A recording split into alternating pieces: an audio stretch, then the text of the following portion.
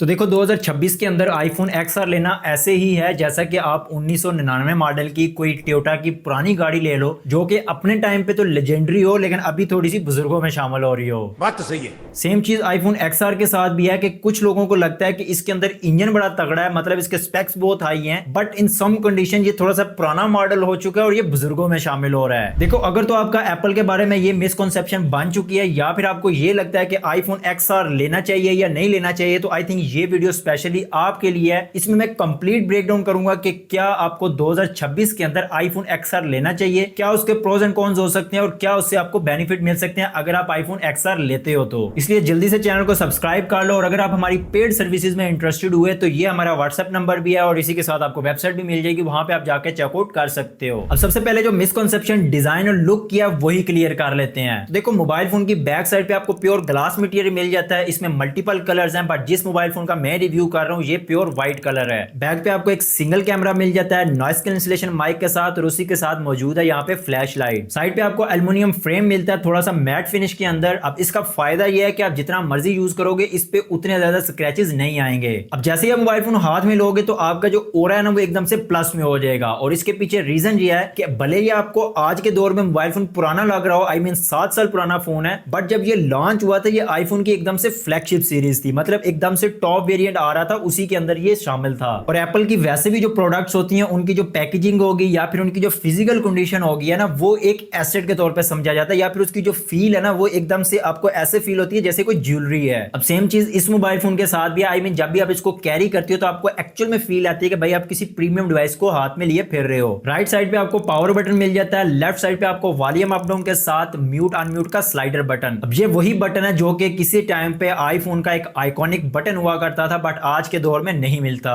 Bottom पे आपको speakers मिल जाते हैं, साथ में लाइटनिंग पोर्ट और एक माइक्रोफोन। अब फ्रंट पे मूव करोगे तो आपको जो डिस्प्ले मिलता है ये वही डिस्प्ले है जो कि आईफोन ने सबसे पहले चेंज किया था। आई मीन इससे पहले जितने भी मॉडल्स आईफोन के आ रहे थे उनमें टॉप एंड बॉटम के ऊपर एक स्ट्रैप मिलती थी, बट ये एकदम से फुल फ्लैज क्लियर डिस्प्ले था। डिस्प्ले की बात करूं तो ये डिस्प्ले काफी हाई क्वालिटी है और इसकी जो कलर एक्यूरेशन है वो भी काफी तगड़ी है। आई मीन जब भी आप इसके ऊपर कोई चीज देख रहे होते हो चाहे HDR हो या ना हो, उसके जो कलर्स हैं वो एकदम से प्रीमियम मिलते हैं। डिस्प्ले इसका फुल HD है और ये मैक्सिमम 4K 60 FPS तक कोई भी वीडियो प्ले कर सकता है। हाँ एक चीज जो है कि थोड़ा सा पुराना होने की वजह से इसके बेजल जो है वो थोड़े से मोटे हैं। आई मीन अगर आप आज के फोन से कंपेयर करोगे तो उस लिहाज से देखा जाए तो उसको बॉर्डर्स जो है वो काफी ज्यादा मोटे फील होते हैं। बाकी अगर डिस्प्ले में नॉच की बात की जाए तो वो भी थोड़ी सी बड़ी फील होती है। आई मीन डिस्प्ले काफी ज्यादा उससे कट आउट हो जाता है। बाकी डिस्प्ले की क्वालिटी की बात करूं तो आई मीन एकदम से मस्त है। आप इसके ऊपर कोई मूवी देख रहे हो या यूट्यूब के ऊपर कोई वीडियो वगैरह देख रहे हो तो आपको इसके जो व्यूइंग एंगल है और बाकी सारी चीजें एकदम से झकास मिलने वाली हैं। अलबत्ता एक चीज यहाँ पे मैं मेंशन करना चाहूंगा वो है डिस्प्ले की ब्राइटनेस। यहाँ पे जो ब्राइटेस्ट निट्स है ना वो इसकी है 625, जो कि आपको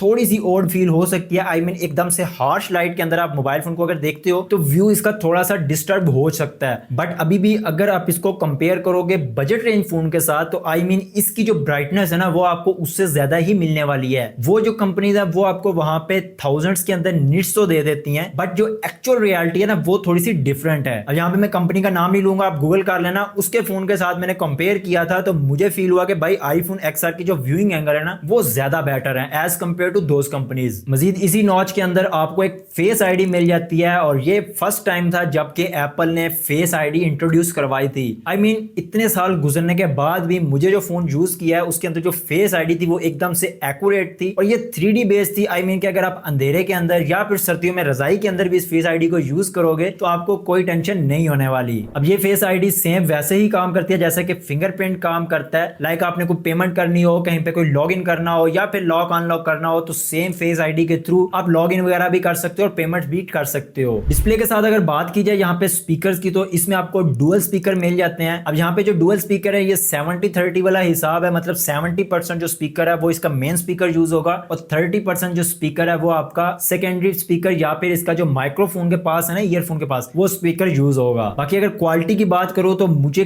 कहीं पे फील नहीं हुआ कि भाई ये 7 साल पुराना फोन है। आई मीन इसकी बेस देख लो, इसकी वॉल्यूम देख लो, वो एकदम से premium and rich he feel होती है। यहाँ पे मैं कुछ सिंपल ऐड कर रहा हूँ, रिकमेंड करूंगा कि आप ईयरफोन्स के साथ सुनो तो फिर आपको आइडिया होगा कि इसकी स्पीकर की क्वालिटी कैसी है।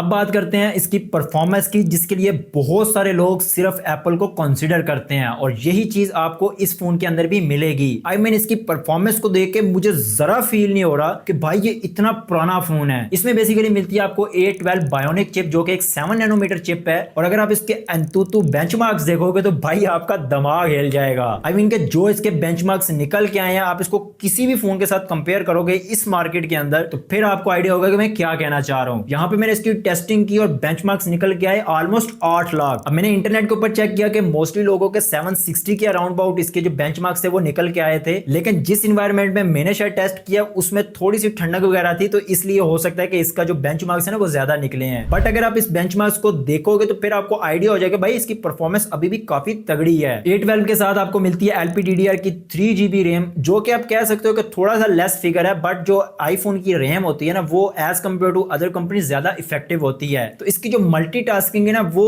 कहीं ना कहीं डिस्टर्ब हो होती है, बट कहीं ना कहीं चल भी अच्छी रही होती है। आई मीन अगर आप इसके ऊपर हैवी टास्क करोगे, लाइक अगर आप गेम खेल रहे हो, तो फिर उससे यह होगा कि जो बाकी मल्टीटास्किंग है ना वो स्टॉप हो जाती है और मेन फोकस आ जाता है गेम के ऊपर। बट अगर आप सोशल मीडिया के एप्स वगैरह की बात करो, लाइक अगर आप टिकटॉक यूज कर रहे हो, इंस्टाग्राम, फेसबुक, तो ये इस 3GB रैम के ऊपर मल्टीटास्किंग कर रही होती है। आई मीन बैकग्राउंड के ऊपर भी रनिंग वगैरह चल रही होती है। अब अगर आप इस फोन को परफॉर्मेंस देख के गेमिंग के लिए लेने वाले हो ना, तो यहाँ पे आपका थोड़ा सा जो पर्सपेक्टिव है वो चेंज होने वाला है। जहां मैं ये बताऊं कि मैंने इसके ऊपर मल्टीपल गेम ट्राई किए हैं, तो एक चीज जो मुझे समझ आई कि ये गेम को ऑप्टिमाइज करके दिखा बहुत अच्छे से दे देता है, बट अगर आप लॉन्ग टर्म के लिए देखोगे ना तो फोन के अंदर थोड़ा बहुत लैग आएगा। एक तो ये 60 हर्ट्ज फोन है और दूसरे नंबर पे जितनी गेम्स के ग्राफिक्स अपडेट हो चुकी हैं, तो उस लिहाज से अगर देखा जाए तो ये प्रोसेसर अंदर थोड़ा सा अंडररेटेड हो जाता है। बट अगर आप 1 से 2 घंटे के दरमियान गेमिंग करते हो तो वहां पे आपको ऑलमोस्ट इसकी जो परफॉर्मेंस है वो स्टेबल मिलेगी और उस लिहाज से ये काफी अच्छी गेम प्ले दे देता है। हाँ, एक चीज ध्यान में रख लेना कि अब इसकी कोई नई सॉफ्टवेयर अपडेट नहीं आने वाली। आई मीन ये iOS 18 के ऊपर ही रहेगा। तो अगर कोई गेम अपडेट आती है या फिर कोई सॉफ्टवेयर कंपनी इसके ऊपर अपडेट उठा देती है तो फिर यहाँ पे मुश्किल हो सकती है। अब मैं कुछ आर्टिकल्स पढ़ रहा था तो मुझे ये फील हो रहा है कि ऑलमोस्ट 1 ईयर के बाद जो अपडेट्स है ना वो इसके हिसाब से बनना शुरू हो जाएंगी। जैसा कि अभी एंड्रॉइड के ऊपर फोकस है और वहां पे आपने मल्टीपल न्यूज देखी होंगी कि इस एंड्रॉइड के ऊपर ये वाली ऐप उड़ चुकी है, तो सेम चीज यहाँ पे भी हो सकती है। बट अभी मुझे लगता है कि 2 साल इजीली ये निकाल जाएगा। अब बात कर लेते हैं मोस्ट इंपॉर्टेंट सेगमेंट की, विच इज कैमरा सेगमेंट। और यही वो रीजन है जिसके लिए बहुत सारे लोग एंड्रॉइड को छोड़ के आईफोन भी ले रहे होते हैं। तो इस फोन के अंदर आपको फ्रंट पे एक 7 मेगापिक्सल का कैमरा मिल जाता है, जो कि एक डिसेंट कैमरा और बहुत अच्छे कलर्स आपको निकाल के देता है। आई मीन आप इससे अगर पिक्चर क्लिक करोगे तो आपको फील होगा कि यार पिक्चर किसी अच्छे कैमरे से क्लिक की गई है। अब यहाँ पे मैं मेगापिक्सल पे नहीं जाऊंगा क्योंकि जो 7 मेगापिक्सल है वो आज के अगर आप 12 मेगापिक्सल इवन के आप 50 मेगापिक्सल भी कंपेयर करोगे तो आपको उसकी जो डेप्थ है या उसका कंट्रोल है अपर्चर वगैरह का, आपको फील होगा कि भाई कैमरा मेगापिक्सल से नहीं बनता, सेंसर से बनता है। और यही चीज इस फोन के अंदर भी आपको देखने को मिलेगी। चाहे आप इसका पोर्ट्रेट ले लो, चाहे आप इसके साथ वीडियोस बना लो, तो आपको फील होगा कि इसका जो फ्रंट कैमरा 7 मेगापिक्सल वाला है वो काफी ज्यादा अच्छा परफॉर्म कर रहा है। फ्रंट से आप नॉर्मल पिक्चर ले सकते हो, साथ में आप पोर्ट्रेट भी ले सकते हो और मैक्सिमम आप 1080p एंड 60 fps के ऊपर वीडियो रिकॉर्ड कर सकते हो। अब अगर नॉर्मल पिक्चर की बात करें तो यहाँ पे आपको डेप्थ एंड कलर काफी अच्छे मिलते हैं। इवन कि अगर आप पोर्ट्रेट की बात करते हो तो काफी जगह पे ये पोर्ट्रेट बहुत अच्छा परफॉर्म कर रहा होता है। अब यहाँ पे मैंने मल्टीपल पिक्चर्स लिए, आप खुद देख के अंदाजा लगा लो। अब वीडियो क्वालिटी को देख के मैं खुद बड़ा शौक हो गया कि भाई ये वाकई ही आज से 7-8 साल पुराना फोन है। आई मीन जब आप इसकी वीडियो को देखोगे तो ये जो आपको कह लोगे ना कलर मैनेजमेंट कर रहा है या फिर इसकी जो शार्पनेस वगैरह मैनेज कर रहा है वो बहुत एक्यूरेट कर रहा है। हाँ, एक चीज मैं कहना चाहूंगा कि इसके अंदर कोई स्टेबलाइजेशन नहीं है, तो अगर आप मूव करके वीडियो बनाओगे तो फ्रंट कैमरा से उतनी अच्छी वीडियो नहीं मिलेगी, आपको थोड़ी ज्यादा शेकी वीडियो मिलेगी। ये अभी मैं फ्रंट कैम से 1080p 60 fps के ऊपर रिकॉर्ड कर रहा हूँ। थोड़ी सी यहाँ पे हम मूवमेंट शो करते हैं, कैमरा एंगल थोड़ा सा कम आएगा, ऊपर से सर काट रहा है। इवन कि मेरे फुल आर्म जो है वो अपनी एक्सटेंड की हुई है, इससे ज़्यादा पॉसिबल ही नहीं है। तो ये 1080p 60 fps के ऊपर है। बैक पे आपको एक सिंगल 12 मेगापिक्सल का कैमरा मिल जाता है और यहाँ पे 12 मेगापिक्सल और सिंगल कैमरे को देख के डिसीजन ना लेना, डिसीजन लेना इसके रिजल्ट्स देख के। आई मीन बैक पे अगर आप पोर्ट्रेट की बात करो तो बहुत तगड़े पोर्ट्रेट निकल के आते हैं। यहाँ पे मैं कुछ सैंपल शो कर रहा हूँ, उसको खुद अंदाजा लगाओ कि भाई सिंगल कैमरा होने के बावजूद भी सॉफ्टवेयर ऑप्टिमाइजेशन के साथ इतनी तगड़ी पिक्चर्स निकाल रहा है। इसके अलावा नॉर्मल पिक्चर भी काफी अच्छी मिलती है, इवन के यहाँ पे मैंने पैनोरामा शॉट भी लिया तो वो भी काफी डिटेल शॉट है। आई मीन जितना मर्जी जूम करो आपको फील ही नहीं होता कि ये पैनोरामा शॉट है या फिर एक्चुअल मल्टीपल पिक्चर्स को जोड़ा गया है।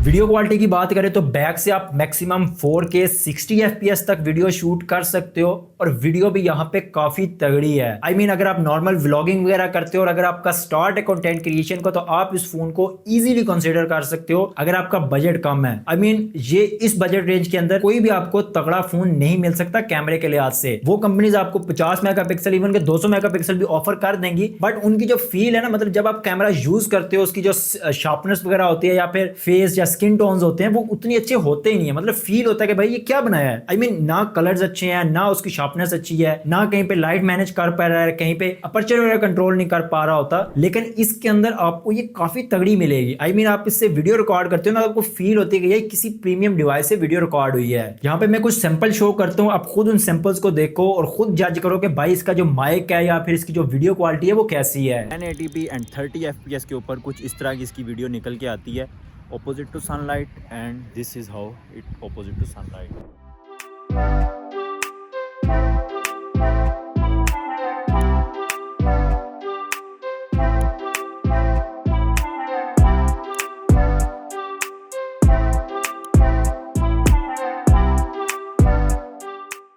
अब देखो कैमरा अच्छा हो जाए लेकिन अगर उस कैमरे को चलाने के लिए बैटरी ना हो तो फिर इस फोन का क्या फायदा। अब ये वो पॉइंट है जिसके ऊपर आपने डिसीजन लेना है। अब देखो एक तो ये है कि ये फोन काफी ज्यादा पुराना है, आई मीन 8 साल हो चुके हैं। अब मार्केट में जितने भी फोन देखोगे या इवन क्या बैटरी कंपनीज को भी देखते हो ना, तो वो आपको 4-5 साल की ही गारंटी दे रही होती है। और अपने घर की यूपीएस की बैटरी देख लो, वो भी 4-5 साल ही चलती है, उसके बाद या चेंज करवानी पड़ती है या रिचार्ज करवानी पड़ती है। सेम चीज इसके अंदर भी है। बट जो मैंने मोबाइल फोन देखा था या फिर जो यूज किया था, जिसको टेस्ट आउट किया था, वो ओरिजिनल बैटरी के ऊपर ही था और वो एक्चुअल में काफी तगड़ी बैटरी परफॉर्म भी कर रही थी। अब आई डोंट नो कि उस दुकानदार ने झूठ बोला था कि ये थोड़ा सा पैक्ड फोन है, यूज कम हुआ है, या फिर उसके अंदर बैटरी ओरिजिनली चेंज हुई थी। उसकी रीजन ये है कि जब इस फोन को हम यूज करते तो ये पूरा दिन इजीली निकाल देता था। अब इस फोन के अंदर आपको 29-42 मतलब ऑलमोस्ट 3000 mAh की बैटरी मिल जाती है। अब इसका परफॉर्मेंस या फिर सॉफ्टवेयर ऑप्टिमाइजेशन के साथ इसकी जो परफॉर्मेंस है वो आपको 4000 mAh वाली इजीली मिल जाएगी। और अगर आप इसकी बात करते हो डे टू डे परफॉर्मेंस की, तो अगर आप नॉर्मल यूज करते हो तो आपका ऑलमोस्ट 1 डे निकाल जाता है। और अगर आप थोड़ी सी गेमिंग वगैरह या फिर ज्यादा रेगुलर यूज करते हो तो इस सिचुएशन में ये आपको 5 घंटे का बैटरी बैकअप दे देता है। बट कंडीशन ये है कि उस बैटरी की हेल्थ कैसी है। अब यहाँ पे सिलेक्शन के टाइम अगर आपने देखना है तो आपने बैटरी को जब टेस्ट आउट कर रहे हो ना, तो भाई बंदे से सीधा पूछ लो कि आपने इसके अंदर चेंज करवाई है और कौन सी करवाई है। आई मीन ओरिजिनल है, रिफर्बिश है, या क्या सीन है। उससे आपका एटलीस्ट ये क्लियर हो जाएगा कि इसकी बैटरी की कंडीशन क्या है। और जब आपकी बैटरी क्लियर होगी तो फिर आई डोंट थिंक सो कि इस फोन के अंदर कोई ऐसी खराबी है जो मैं कहूं कि भाई इस फोन को ना लो। बाकी अगर फोन की बैटरी नहीं भी अच्छी मिलती तो आप किसी अच्छे और ऑथराइज सेलर से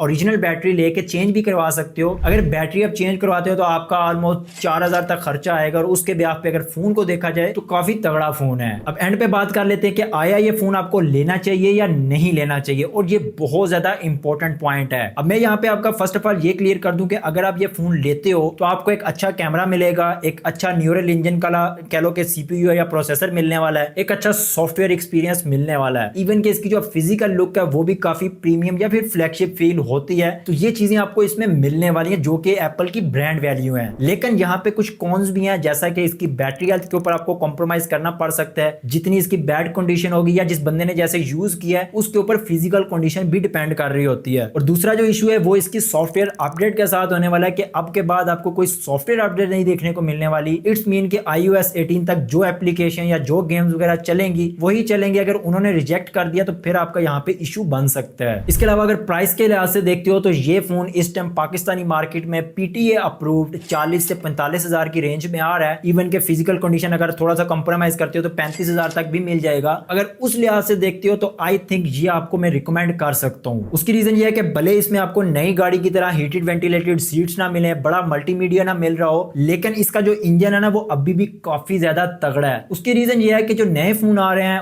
वो बेसिकली क्या है सीन है कि उसमें जो प्रोसेसर टेस्टिंग वाले आ रहे हैं, दूसरे नंबर पे उसकी डिस्प्ले की इतनी अच्छी क्वालिटी नहीं है, तीसरे नंबर पे उसका जो कैमरे है ना वो तो आप यूज कर ही नहीं सकते। लेकिन अगर आप इस प्राइस सेगमेंट में इस फोन को लेते हो तो फिर आप इवन के अपनी कंटेंट क्रिएशन भी कर सकते हो। मैंने खुद पर्सनली इससे बहुत तगड़ी तगड़ी वीडियोस निकाली हैं और बहुत सारी वीडियोस हमने एक्चुअल में शूट भी की हैं। तो अगर आप एक कंटेंट क्रिएटर हो या फिर आप स्टार्ट ले रहे हो और आपका इतना ज्यादा बजट नहीं है तो फिर आप इस फोन को लो, अपनी कंटेंट क्रिएशन इससे करो। इवन कि अगर आप इसकी बैटरी भी सही नहीं ना मिलती तो तब भी आप डायरेक्ट चार्ज लगा के इससे इजीली वीडियोस वगैरह निकाल सकते हो। आपकी ये कैमरा डिवाइस इजीली बन सकती है। लेकिन अगर आपके पास बजट है और आप पैसे लगा सकते हो तो फिर मैं पर्सनल अगर रिकमेंडेशन दूं तो मैं ये कहूंगा कि भाई आईफोन 12 तक जाओ या उससे ऊपर जाओ। क्यों? क्योंकि उससे यह है कि आपको एक सॉफ्टवेयर अपडेट देखने को मिलेगी और दूसरे नंबर पे अगर आप 2 साल का सोच रहे हो ना तो 2 साल तक आईफोन 12 या उससे ऊपर कोई भी वेरिएंट इजीली चल जाएगा। अब यहाँ पे सेंटर में जो फोन है आईफोन 11 वो मैं पर्सनली रिकमेंड नहीं करूंगा क्योंकि मैंने आईफोन 11 को पर्सनली यूज किया और काफी टाइम तक उसको टेस्ट आउट भी किया है। अब उसके अंदर मुझे काफी ज्यादा इश्यूज देखने को मिले। इवन के मैं अगर उसके कैमरे की बात करूं तो वो मैंने जब आईफोन XR से कंपेयर किया तो मुझे वो भी फील नहीं आई। दूसरे नंबर पे उसकी जो कुछ चीजें ना वो वहां पे लैग भी कर जाता था। अब आई डोंट नो कि आईफोन की उस सीरीज के साथ ही प्रॉब्लम थी या फिर जो मैंने मॉडल लिया था ना उसके साथ प्रॉब्लम थी। अगर आप में से कोई आईफोन 11 यूज कर रहा है तो मुझे कमेंट सेक्शन में इस चीज का लाजमी बताना। इसी भी आप पे मैं रिकमेंड करूंगा कि आईफोन 12 या फिर उससे ऊपर कोई भी वेरिएंट ले लो अगर बजट है। अगर बजट नहीं है तो आईफोन XR तो ले ही सकते हो। बाकी आपने अपने पैसे दे के लेना और मार्केट रिसर्च करके लेना है कौन सा मेरी सुन लेनी है। अगर आपको मार्केट में कोई अच्छी डिवाइस मिले तो मुझे भी कमेंट सेक्शन में बता देना आके, सो दैट मैं उस डिवाइस को भी कवर अप कर पाऊं। बाकी ये वीडियो कैसी लगी है ये लाइक करके बताना, चैनल को सब्सक्राइब कर लो। मिलते हैं किसी नई वीडियो में किसी नए टॉपिक के साथ, तब तक अल्लाह हाफिज।